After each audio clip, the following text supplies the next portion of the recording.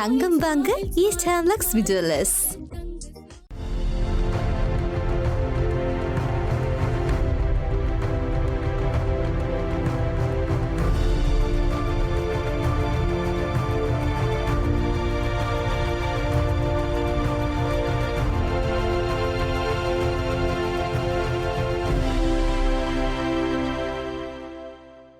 வணக்கம்.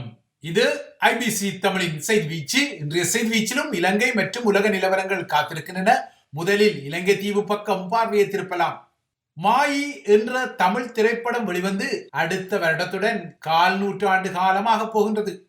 இந்த படத்தில் வெறும் ஒரு நகைச்சுவை காட்சிக்காக இன்றளவும் அந்த படம் நினைவு கூறப்படுகிறது. அண்ணன் மாயண்ண வந்திருக்காக, மாப்பிள்ள முக்கச்சாமி வந்திருக்காக, வாமா மின்னல் என்ற அந்த நகைச்சுவை இன்றளவிலும் சமூக ஊடகங்களில் கேலிக்கும் கிண்டலுக்கும் பயன்படுத்தப்படும் பிரபலமான ஒரு அடையாளம். அந்த வகையில் ஸ்ரீலங்கா நாடாளுமன்றத்திலும் இந்த வாரம் கௌரவ மாயண்ணை உரையாற்றினாக, கௌரவ மாப்பிள்ள முக்கச்சாமி உரையாற்றினாக என்ற வகையில் சிலரின் நாடாளுமன்ற உரைகள் வெளிப்பட்டுக் கொண்டன. இந்த வாரம் ஸ்ரீலங்காவின் நாடாளுமன்ற அரங்கில் வெளிப்பட்ட பலரது உரைகள் அவர்களின் முதலாவது நாடாளுமன்ற உரையாகவும் அமைந்திருந்தது. தமிழ் தேசிய முகாம் நாடாளுமன்ற உறுப்பினர்களை பொறுத்தவரை அவர்களின் உரையில் வழமை போலவே தமிழ் தேசிய உணர்வு வெளிப்பட்டிருந்தது. இதே போலவே உரையாற்றியவர்களில் இருந்த கௌரவ மாப்பிள்ள மொக்கச்சாமியின் உரையை மையப்படுத்தியும் ஆஹா ஆஹா இதுவல்லவோ உண்மையான தமிழ் தேசிய உரை என்ற சிலாகிப்புகளை அந்த முகத்தின் சமூக வலைத்தள ஸ்லீப்பர் செல் முகங்களும் மேற்கொண்டன. நாடாளுமன்றம் அல்லது சட்டவாக்க மன்றம் என தமிழில் அடையாளப்படுத்தப்படும் இந்த அரங்கு ஆங்கிலத்தில் பார்லிமெண்ட் என்ற விழிப்புக்கு உரியதாக இருந்தாலும் இதன் மூலாதாரம் ஆங்கிலமல்ல, மாறாக ஆங்கில மொழியின் புறப்படமான புராதன நோர்மன் பிரெஞ்சு மொழியில் வந்தது இந்த சொல். பிரெஞ்சு மொழியை பொறுத்தவரை பேசுவது என குறிப்பிடப்படுவதன் வினைச்சொல் பார்லே என இருக்கும். இவ்வாறாக உள்ள பார்லே என்ற வினைச்சொல் அந்த செய்கையை மேற்கொள்ளும் இடத்தை குறிக்கும் பெயர் சொல்லாக மாறும் போது பார்லிமோ என்ற அடையாளத்தை பெறும். அதன் அடிப்படையில் பழைய நோர்மன் பிரெஞ்சு மொழி உலகுக்கு வழங்கிய பார்லிமோ இப்போது ஆங்கிலத்தின் பார்லிமெண்ட் ஆக புழக்கத்தில் உள்ளது. ஆயினும் இன்று வரை பிரெஞ்சு மொழியில் நாடாளுமன்றம் பார்லிமோ எனத்தான் அழைக்கப்படுகின்றது. அந்த வகையில் பார்லிமெண்ட் எனப்படும் இடம் பேசிக் கொள்வதற்குரிய இடமும் சட்டவாக்க இடமுமாகவே அடையாளப்படுத்தப்படுகின்றது.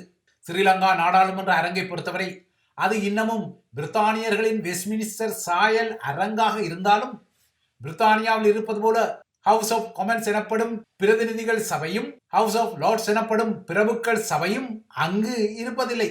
இவ்வாறாக 2 சபைகளை இலங்கையிலும் உருவாக்கி கொள்ள வேண்டும் என்ற கோரிக்கைகள் அரசியலமைப்பு மாற்றங்கள் குறித்த பேசுபொருளில் இருந்தாலும் இன்று வரை அங்கு ஒரே ஒரு அரங்கம்தான் உள்ளது.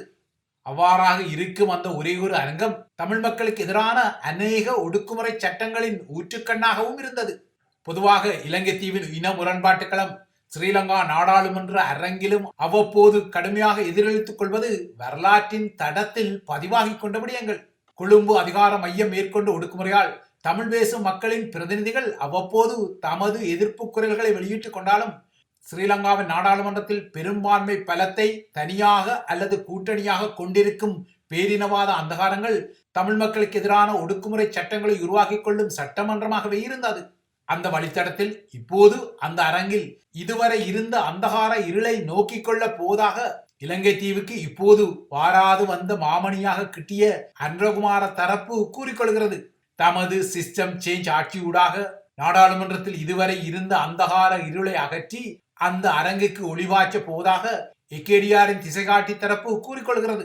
ஸ்ரீலங்காவின் தற்போதைய நாடாளுமன்றத்தை பொறுத்தவரை ஏகேடிஆர் தலைமையிலான அணி தற்போது நாடாளுமன்றத்தில் 3/2 பெரும்பான்மையை கொண்டுள்ள அணியாக இருந்தாலும் அவர்களின் சட்டவாக்க நகர்வுகளை எதிர்கட்சிகள் எல்லாம் ஒன்று சேர்ந்தாலும் முறியடிக்க முடியாது என்ற யதார்த்தமும் இருக்கின்றது. இதுவாரோ நாடாளுமன்ற அரங்கு என ஒன்று இருந்தால் அந்த அரங்கில் அதற்காக தெரிவாகிக் கொள்ளும் உறுப்பினர்கள் பேசித்தான் ஆக வேண்டும்.